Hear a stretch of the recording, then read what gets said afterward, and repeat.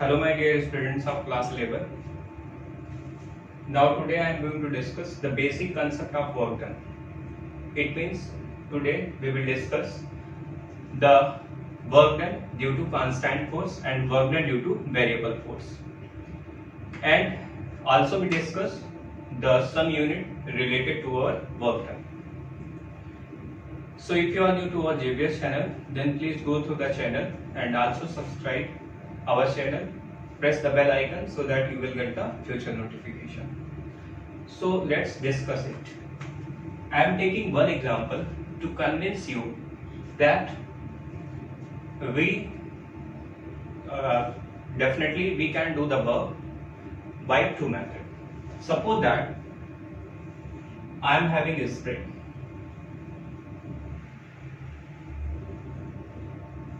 and here the mass m is attached to this spring. What happens when we just displace this mass? It means जब हम मास को नीचे की तरफ force लगा के पुल करेंगे तो क्या होगा? इसका रिजल्ट ये देखने को मिलेगा आपको कि जब भी हम मास को डिस्प्लेस करेंगे तो क्या होगा, इस स्प्रिंग के जो रिंग है वो आपस में एक दूसरे से इंटर रिलेटेड है, उनके बीच में सेपरेशन कम है, तो नेक्स्ट केस में क्या होगा, ये सेपरेशन थोड़ा सा इंक्रीज कर जाएगा. ठीक है, ये आप देखेंगे भी कुछ इस तरह से आपको दिखेगी. ठीक है, तो यहाँ मेरा कहने का ये मतलब है कि जो भी फोर्स आपने लगाया वो F एक्सटर्नल यहाँ पे अप्लाई किया और इस F एक्सटर्नल का क्या रिजल्ट हुआ कि ये जो इसकी मेन पोजीशन थे उससे ये इतना शिफ्ट कर गए. क्लियर? अब बात ये आती है, क्योंकि ये फोर्स तो हमारा एक्सटर्नल फोर्स है. अब अगर हम बात करें तो इस स्प्रिंग के अंदर क्या लगेगा, एक रिस्टोरिंग फोर्स लगेगा. रिस्टोरिंग फोर्स हम क्यों कह रहे हैं, क्योंकि ये अपनी ओरिजिनल पोजीशन को क्या चाहेगा, रिस्टोर करना चाहेगा. मतलब है ये वापस क्या करना चाहेगा, अपनी इस पोजीशन पे जाना चाहेगा. तो इसको हम ये कह सकते हैं कि इवन इसके अंदर क्या लगेगा, restoring force. Clear? So restoring force लगने की वजह से ये जो स्प्रिंग होगा वो आपका ऊपर शिफ्ट हो जाएगा. तो ये रिस्टोरिंग फोर्स भी तो वर्क डन कर सकता है. ठीक है, मतलब है कि ये फोर्स भी तो वर्क के लिए रिस्पांसिबल है, क्योंकि वो भी तो डिस्प्लेस कर रहा है.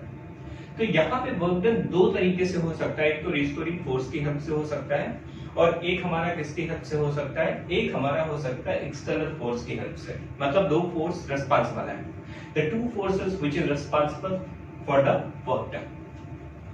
But in real life what we conclude from work, देखिए वर्क को हम एक्सप्लेन करते हैं. अगर आपके पास एक ब्लॉक है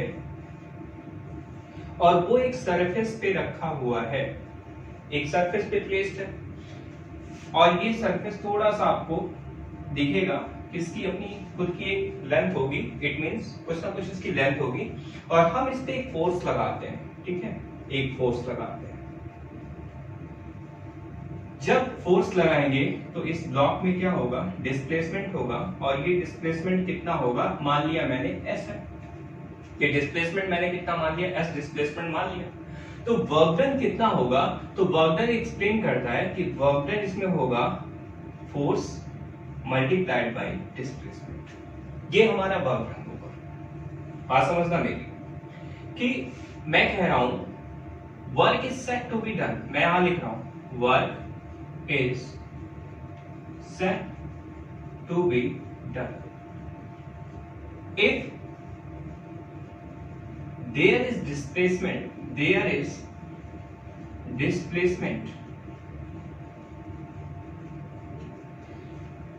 and that displacement should be in the direction of the force.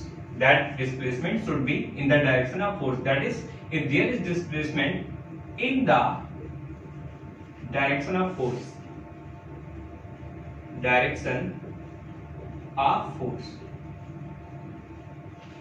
we can say that work is set to be done if there is displacement in the direction of force. मतलब जिधर हम force लगाएं उसके अलावा उसमें क्या हो, displacement हो. तो हम कहेंगे कि यहाँ पे वर्क हो रहा है, और उस वर्क का फार्मूला क्या होगा, फोर्स मल्टीप्लाइड बाय डिस्प्लेसमेंट। तो चूंकि फोर्स की यूनिट क्या है, न्यूटन है, और ये एस क्या है, डिस्टेंस है या डिस्प्लेसमेंट है, तो इसको हम मीटर बोलेंगे। सो वर्क डन की यूनिट क्या होगी, न्यूटन मीटर। ठीक है, और इसी न्यूटन मीटर को क्या बोलते हैं, जूल भी बोलते हैं। क्या बोलते हैं, जूल भी बोलते हैं। तो ये इसकी एसआई यूनिट है, न्यूटन मीटर क्या है, इसकी एसआई यूनिट है। वर्क डन की एसआई यूनिट जूल भी बोल सकते हो। ये क्या है, एसआई यूनिट है। और इसका एक और यूनिट होगा जो कि आर्ग में एक्सप्रेस किया जाएगा। ठीक है, किसमें एक्सप्रेस किया जाएगा, आर्ग में। और आर्ग किसकी यूनिट है, सीजीएस सिस्टम की यूनिट है, मतलब सेंटीमीटर ग्राम सेकंड। एमकेएस का मतलब एमकेएस सिस्टम की यूनिट, एसआई सिस्टम, एसआई क्या है, इंटरनेशनल सिस्टम। इतनी बात समझ में आ रही है। अब देखिए एक बड़ा ही इंपॉर्टेंट कंसेप्ट, सपोज दैट कि हमारे पास क्या है, मैं थोड़ा सा इसको इरेज कर दे रहा हूं। देखिए वर्क डन को हम जो है डिफाइन करने जा रहे हैं एक अनदर मैथड से, उसको भी समझने की कोशिश करिए। जैसे सपोज दैट हमारे पास क्या है, एक मान लो यहाँ पे ब्लॉक है। ठीक है, इस ब्लॉक पे आपने फोर्स इस तरह से लगाया, ध्यान से सुनिएगा, ये फोर्स इस तरह से लगाया आपने। तो फोर्स आपने क्या किया, एक थीटा एंगल पे लगाया।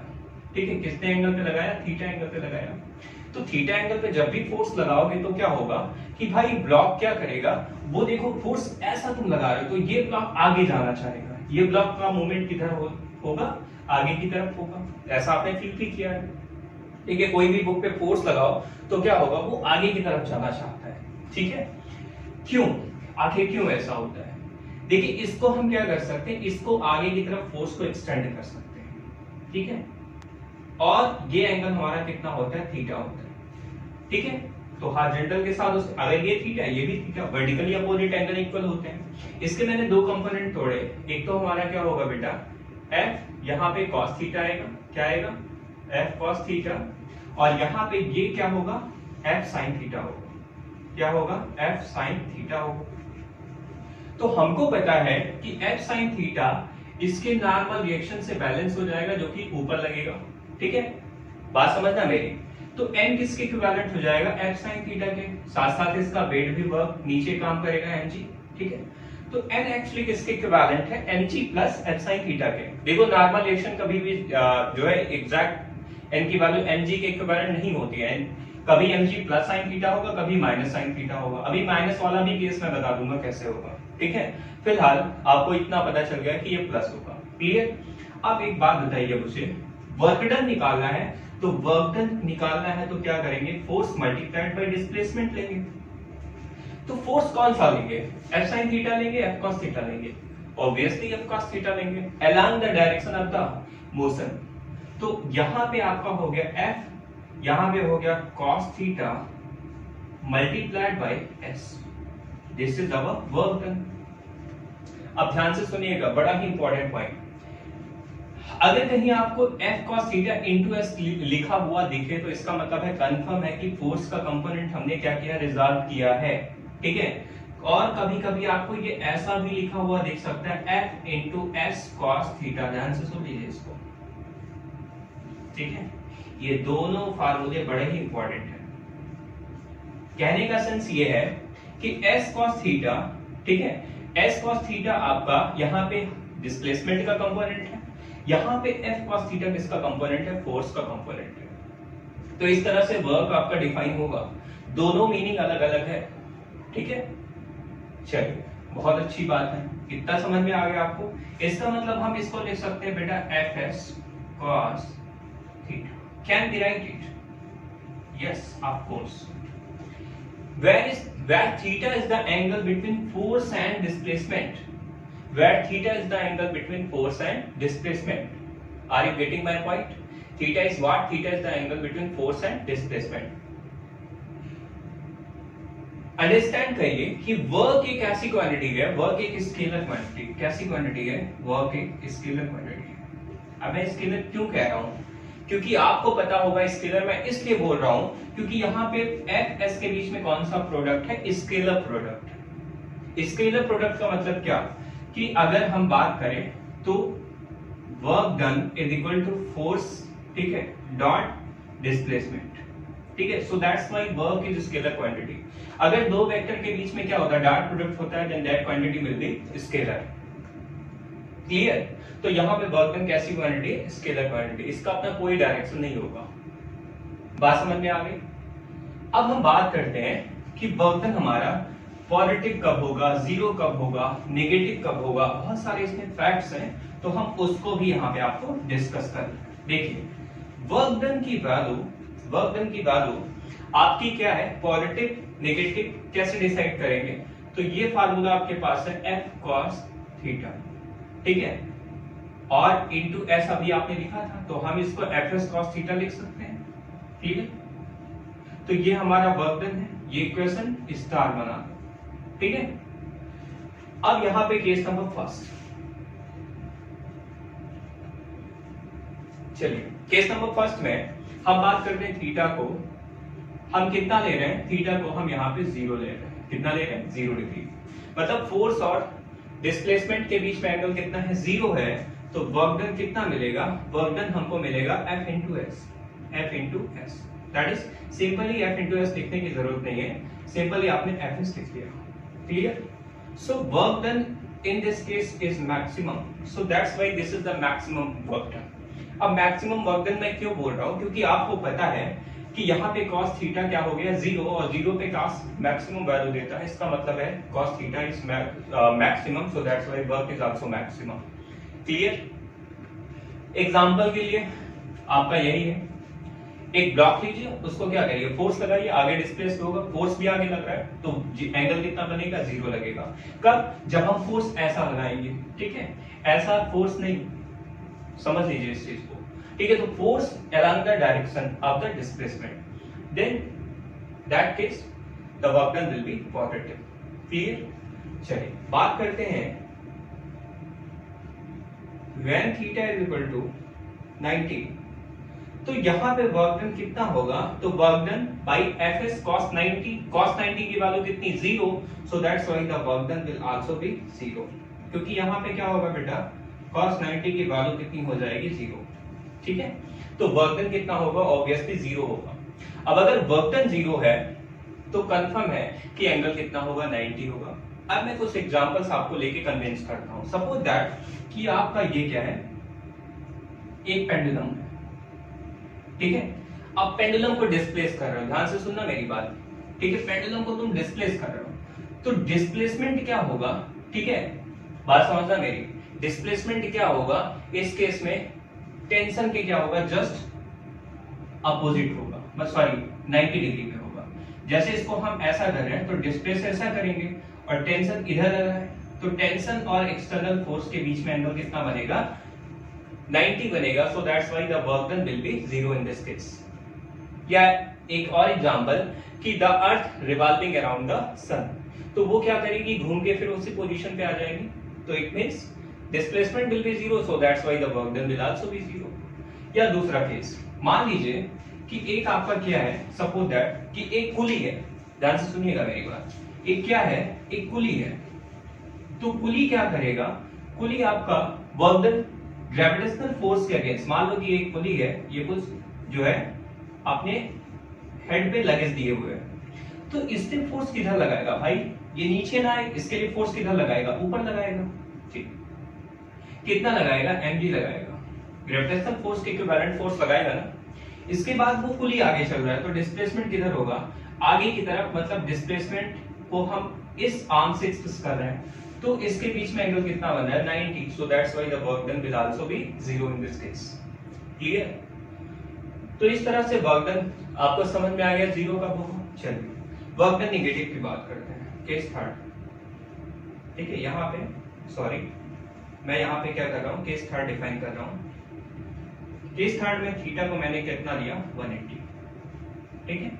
तो 180 पे क्या होगा, cos 180 बेटा होता है -1, cos 180 कितना होता है, -1 होता है, सो वर्क डन कितना होगा, work done will B -f times t के इक्विवेलेंट। fd लिखो या fs लिखो, बात एक ही है, ठीक है, -fs। क्लियर? d मतलब डिस्प्लेसमेंट, s मतलब displacement, similar is the meaning here. तो अब वर्क डन नेगेटिव हो गया, तो वर्क डन निगेटिव कब होगा, ध्यान से सुनने वाली बात है, ठीक है, मेरी बात समझिएगा। जब ये बेटा क्या होगा, जब ये पुली आगे चलेगा, एग्जांपल मैं ले रहा हूं, जब ये पुली आगे चलेगा तो उस पे फ्रिक्शन फोर्स किधर लगेगा, तो friction force always opposite to the intention of the motion. जैसे सपोज दैट कि मैं क्या कर रहा हूं, एक सरफेस है, मैं यहाँ पे एक ब्लॉक को जस्ट फोर्स लगा रहा हूं तो ब्लॉक आगे जाना चाहेगा, तो ब्लॉक ये डिस्प्लेस करेगा आगे, मतलब इसका जो मोशन होगा वो आगे होगा, और इस पे फोर्स किधर लगेगी, फ्रिक्शन की फोर्स पीछे लगेगी।